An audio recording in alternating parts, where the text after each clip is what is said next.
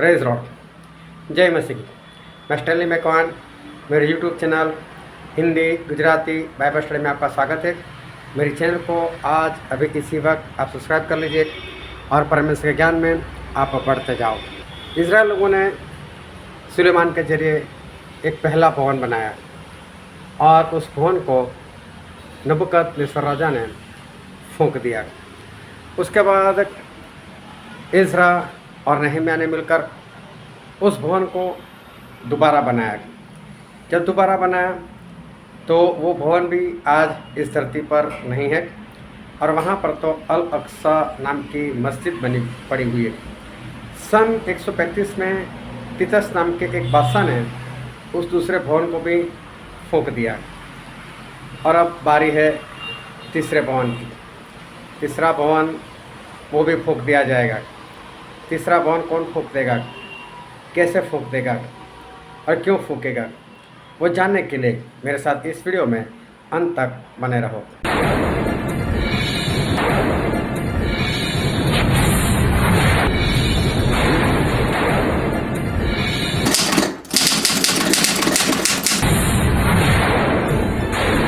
Hallelujah. हमारे परमेश्वर वो हमसे अपने वचन से बातचीत करते रहते और इसलिए बहुत ध्यान से परमेश्वर के वचन को सुनते रहना।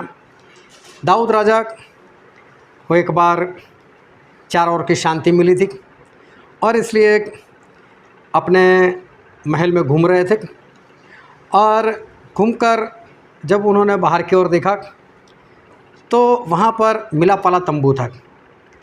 और मिलापाला तंबू था तो मिलापाला तंबू उसको नाम इसलिए दिया गया था कि वहाँ पर परमेश्वर और इंसान ये दोनों एक दूसरे से मिलते थे, तो परमेश्वर वहाँ पर आते थे। तो दाऊद ने जब देखा मिलापाला तंबू, इसमें तो परमेश्वर आते और मेरे परमेश्वर तंबू में आते, कपड़ों में आते, पर्दों में आते।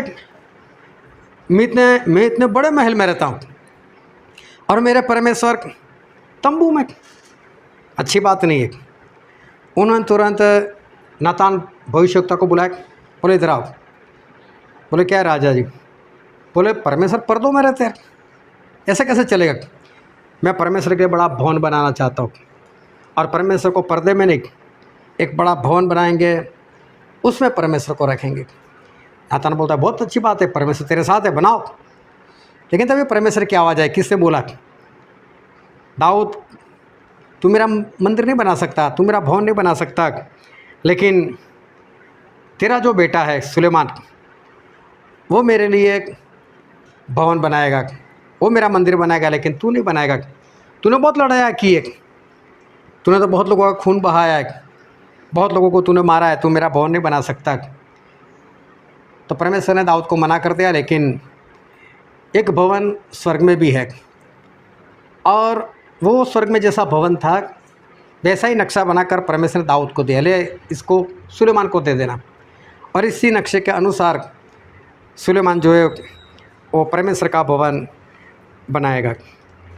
फिर जब सुलेमान राजा बने तो दाऊद ने सारी बातें याद दिलाई कि देख दाऊद, इच्छा तो मेरी थी, लेकिन परमेश्वर ने मना किया, मैंने बहुत लड़ाई लड़ी है, मैंने खून बहाया, मुझे रिजेक्ट कर दिया।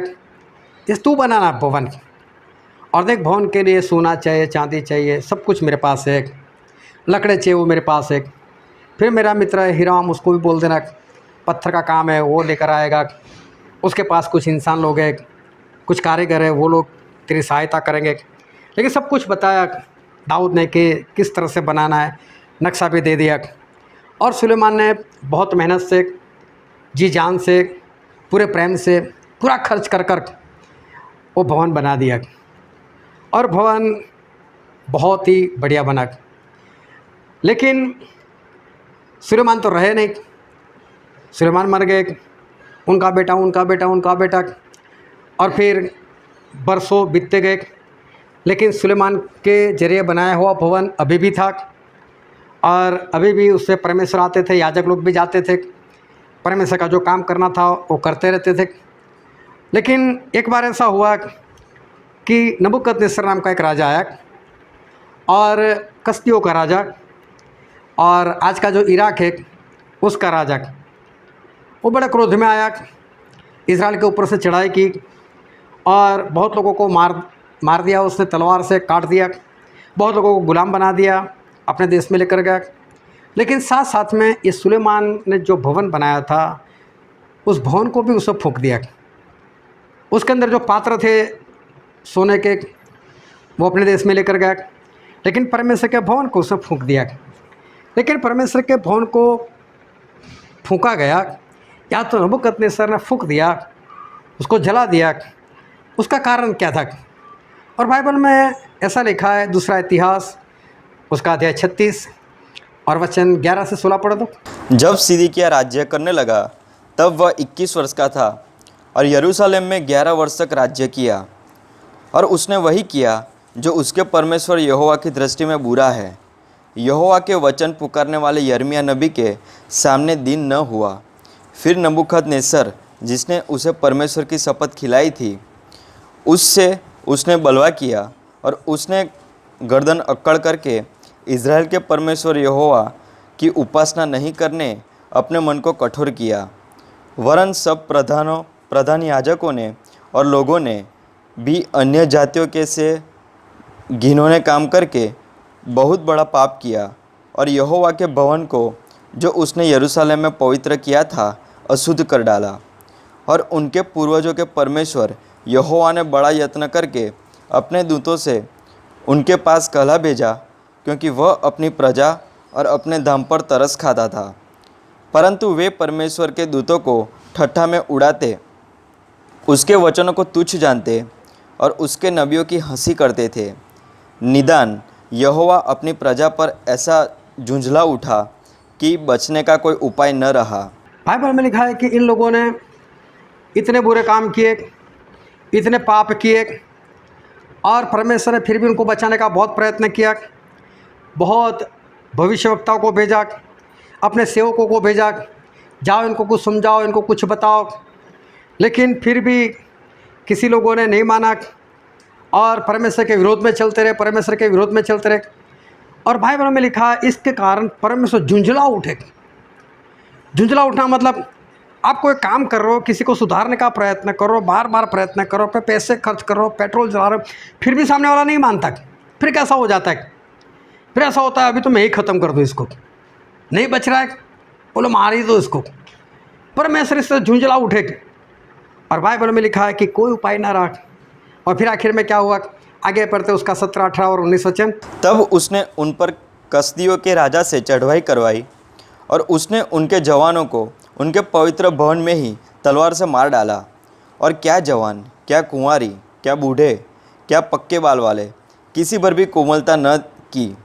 यहोवा ने सबों को उसके हाथों में कर दिया।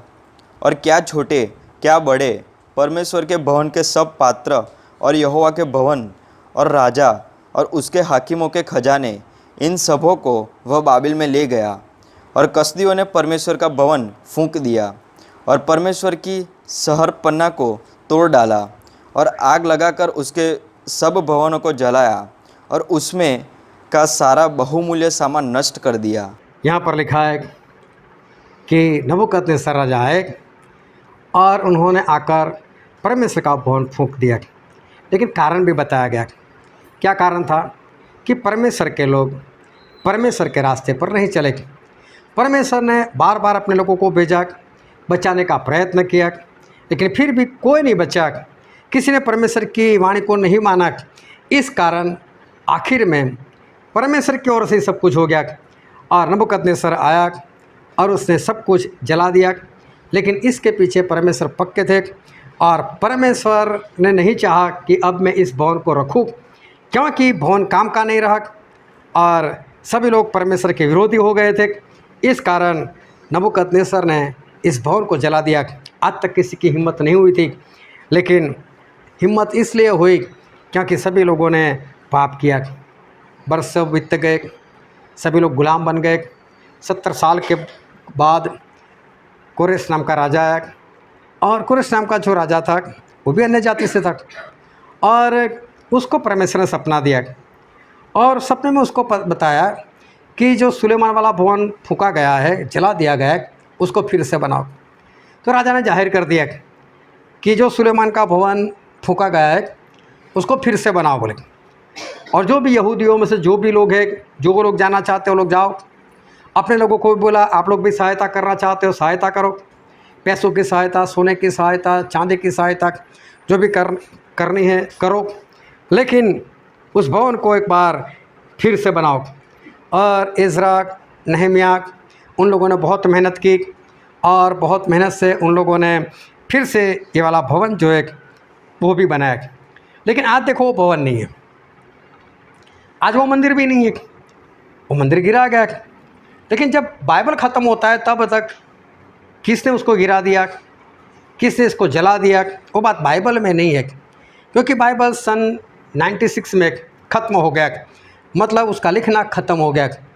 और ये दूसरा भवन जो बनाया था इज़रा और नहम्याह ने मिलकर, वो सन 135 में तीतस नाम का एक बादशाह था, उसने उसको फूंक दिया, उसने उसको ख़त्म कर दिया। कारण क्या था, क्यों उससे ख़त्म कर दिया? और मरकुस में ऐसा लिखा है, हम पढ़ते उसका 11वां अध्याय और वचन 15 से 17। फिर वे यरूशलेम में आए और वह मंदिर में गया और वहाँ जो लेन देन कर रहे थे उन्हें बाहर निकालने लगा और सराफों के पीठे और कबूतर के बेचने वालों की चौकियाँ उलट दी और मंदिर में से होकर किसी को बर्तन लेकर आने जाने न दिया। और उपदेश करके उनसे कहा, क्या यह नहीं लिखा है कि मेरे घर सब जातियों के लिए प्रार्थना का घर कहलाएगा? पर तुमने तो इसे डाकियों की खो बना दी है। जब प्रभु यीशु थे तभी इस भवन की हालत बिगड़ गई थी। तभी ऐसा हो गया था कि लोग उसमें व्यापार करने लग गए थे। और परमेश्वर का भवन जो प्रार्थना का घर है वहाँ पर लोग व्यापार करते थे। भवन में बलि दी जाती थी, तो बलि देने के लिए भेड़ बकरियों की ज़रूरत होती थी, वो भवन में बैठकर बेचने लग गए। तो प्रभु ने सब कुछ देखा, प्रभु ने भवन को शुद्ध किया, सभी को मारकर भगाया। लेकिन वो तो प्रभु थे तो कर दिया इतना काम, जैसा था वैसा ही सब कुछ हो गया। पाप बढ़ता गया, कोई भी परमेश्वर में जिस तरह से चलना चाहिए उस तरह से नहीं चल पाया। आखिर में ऐसा ही हो गया कि तीतस नाम का बादशाह आया और उसने दूसरा भवन भी उसने जला दिया, दूसरा भवन भी उसने फूंक दिया। अब इज़राइल वाले कहते हम तीसरा भवन बनाएंगे। अब पूरी दुनिया में इस बात की चर्चा है कि हम तीसरा भवन बनाएंगे। लेकिन मैं एक सवाल करता हूँ, क्या सही में तीसरा भवन है? क्या इसको हम नंबर तीसरा दे सकते हैं? क्योंकि वो लोग बोलते हैं कि हम परमेश्वर के लिए तीसरा भवन बनाएंगे। इसका मतलब ये हुआ कि पहला भवन परमेश्वर के लिए था, दूसरा भवन भी परमेश्वर के लिए था और तीसरा भवन भी परमेश्वर के लिए। अगर पहला भवन परमेश्वर के लिए होता और परमेश्वर उसमें बसते तो नबूकदनेस्सर राजा की ताकत नहीं थी कि उसको फूंक कर चला जाता। उसमें तो परमेश्वर रहे नहीं। क्यों परमेश्वर नहीं रहे? जब उसमें काम ही ऐसे हो रहे, जब उसमें बुराई हो रही है, शैतान के काम हो रहे, वहाँ पाप हो रहा है, तो फिर परमेश्वर उसमें कैसे रहेंगे? तो चाहे बाइबल में लिखा, चाहे सुलेमान ने परमेश्वर के लिए बनाया, लेकिन लोगों ने काम ही ऐसे किए कि परमेश्वर उस भवन में नहीं रह पाए और नहीं रह पाए। इसलिए मैं नहीं बोलता कि वो भवन परमेश्वर के लिए था, इंसान तो अपना काम करता था वहाँ पर। जब इज़रा और नहम्याह ने दूसरा भवन बनाया, वो लोग भी बोलते हम दूसरा भवन बनाएंगे, दूसरा भवन बनाया। उनको ऐसा कि पहले वाला परमेश्वर के लिए था, लेकिन पहले वाला परमेश्वर के लिए था ही नहीं, लोगों ने अपना ही काम किया। दूसरा भवन बना तो उसमें भी क्या लोग व्यापार करते थे। जो प्रभु जिनके लिए भवन बनाया गया था वहाँ तो प्रभु को गुस्से नहीं देते थे, तो फिर दूसरा भवन भी हम कैसे बोल सकते कि वो परमेश्वर के लिए था? तो अब ये लोग जो बनाने की बात करें उसको हम तीसरा भवन कैसे कहें? हाँ, पहला भी इंसान के लिए बोलो, दूसरा भी इंसान के लिए, तो तीसरा है लेकिन वो भी इंसान के लिए, लेकिन परमेश्वर के लिए नहीं। सही में एक भी भवन परमेश्वर के लिए नहीं बनाया गया। दोनों भवन लोगों ने अपना ही काम किया, परमेश्वर को अंदर रहने नहीं दिया।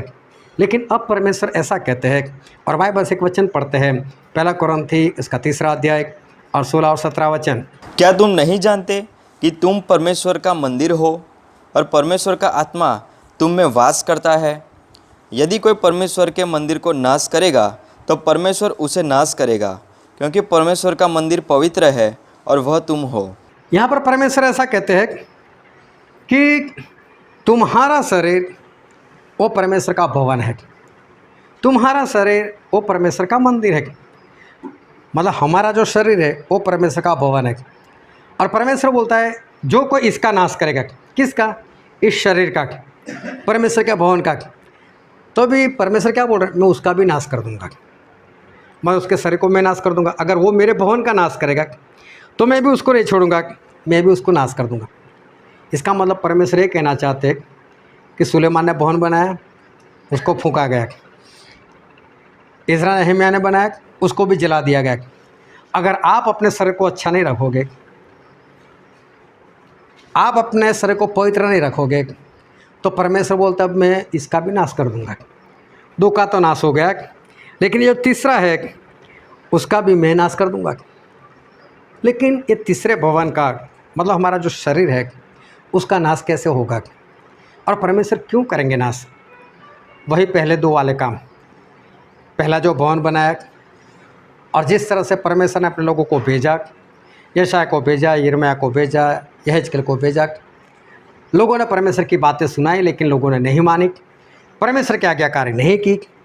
इस कारण परमेश्वर ने नबूकदनेस्सर को बोल दिया जा जला दे उसको। क्या काम का, मेरा जब काम ही नहीं हो रहा है तो दूसरे भवन को क्यों जला दिया गया? क्योंकि वहाँ तो प्रभु से कोई गुस्से नहीं देते थे, वहाँ तो लोग व्यापार करते थे।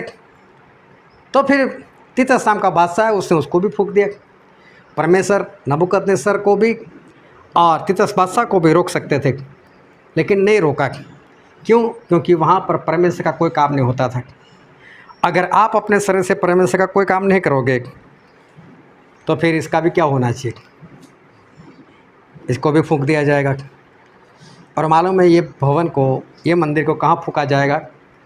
नरक में, आग की झील में, उसमें फेंका जाएगा और उसमें फूंक दिया जाएगा। परमेश्वर का भवन है ये शरीर। अगर परमेश्वर का भवन है और आप मानते हो तो परमेश्वर के भवन में क्या होता है? परमेश्वर के भवन में तो आराधना होती है, परमेश्वर के भवन में तो परमेश्वर के वचन चलते हैं, परमेश्वर के भवन में तो परमेश्वर विराजमान होते हैं, परमेश्वर के भवन में परमेश्वर को इज्जत मिलती है, परमेश्वर की बड़ाई होती है, उनकी महिमा होती है। अगर ये सारे काम इस भवन से नहीं होंगे, इस शरीर से नहीं होंगे, तो ये भी फूंका जाएगा, ये भी नरक में जला दिया जाएगा, आग की झील में इसको फूंका दिया जाएगा। और इसलिए दो भवन से हमको पता चला है कि दोनों भवन को जला दिया गया, कारण पाप तक। हम ऐसा काम ना करें और इस शरीर वाला जो भवन है उसको हम बचाएं और हम स्वर्ग राज्य में प्रवेश कर सकें। हालेलुया।